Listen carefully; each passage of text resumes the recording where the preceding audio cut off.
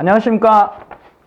지역주택조합 사건과 더불어 오늘도 송도 마리나베이 사건에 대해서 약간의 코멘트를 할 권영필 변호사입니다. 어제는 무주택 요건의 허점에 대해서 말씀을 드렸습니다. 현재 송도 마리나베이 조합원들은 지금 청약 부적격 아니면 청약 취소 후 어떤 고통을 겪고 있는데, 그에 대한 법률적 쟁점 중에 하나는 이전 동영상에서 보듯이 무주택 요건은 그렇게 해석하는 건 아니다 라는 것과 더불어 이번에는 세대주 요건에 대해서 좀 들고 왔습니다. 이 지역주택조합의 조합원의 지위를 유지하기 위해서는 이 조합원 지위가 인정되는 내내 세대주 요건, 정확히 뭐 85제곱미터 이하의 어떤 뭐 그렇게 세대주 요건을 충족하고 있어야 되는데, 일시적으로 세대주 요건을 상실한 경우에 과연 조합 청약 부적격, 청약 상실, 조합원 지위가 상실되는지 여부입니다. 물론 법에는 일시적인 세대주 이전에 대해서 약간은 예시는 있지만 적어도 그런 예시에 포함되지 않는다고 해서 세대주 요건을 들어간 이유는 고려한 이유는 투기 목적 방지를 위한 것인데, 그런 목적 자체가 아닌 일시적으로 아니면 뭐 세대 합가 정도로 통해서 그런 상황 때문에 세대주의 지위가 일시적으로 상실된 것까지 포함이 되겠느냐, 그렇게까지 해석하기에는 무리다라는 것입니다. 왜냐하면 법의 해석의 기본은 이 어느 정도 뭔가 권리와 권한이 충족된 그 상태에서 그것을 깨트리는 그런 법리나 규정들의 해석은 굉장히 엄격하게 해석을 합니다.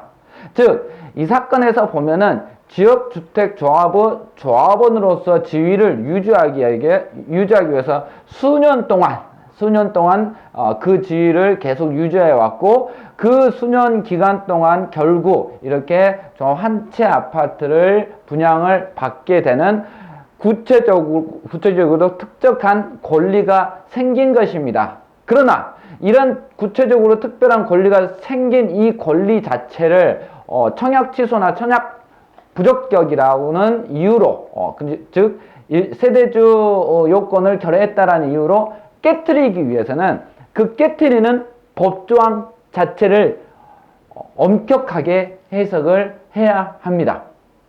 즉, 세대주 요건을 법조항에 기재된 그 세대주 그 일시상실 사유가 아니기 때문에 넌 그냥 가, 그렇게 단순히 해석하는 차원이 아니라 구체적인 어떤 권리와 권한이 특정인한테 그런 권리와 권한이 발생한 마당이라면, 그리고 그 권리와 권한을 깨트리는 법조항이라고 한다면 그 법조항 자체는 굉장히 엄격하게 해석을 해야 된다는 것이 법의 기본적인 일반 법리입니다. 그렇기 때문에 세대주 요건에 대해서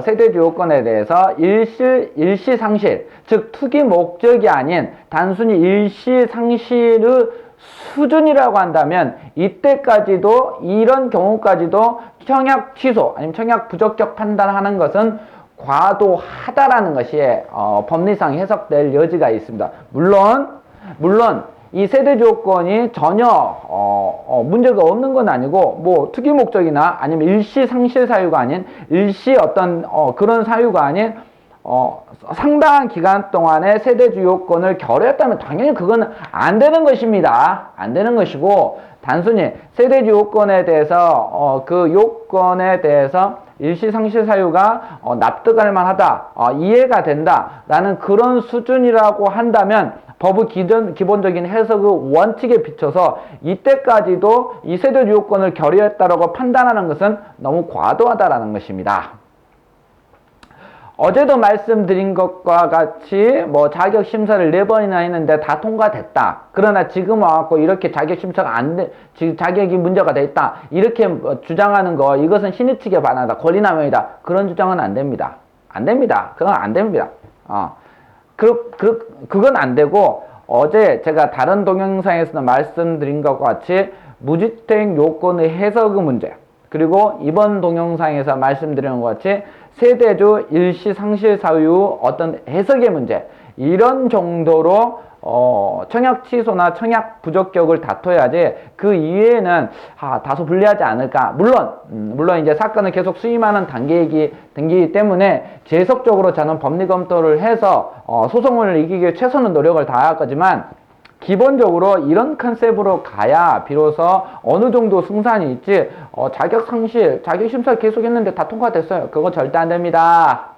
아셨죠? 이런 부분들을 고려해 가지고 소송의 수임 여부를 결정하시기 바랍니다. 오늘도 수고하셨습니다. 고맙습니다.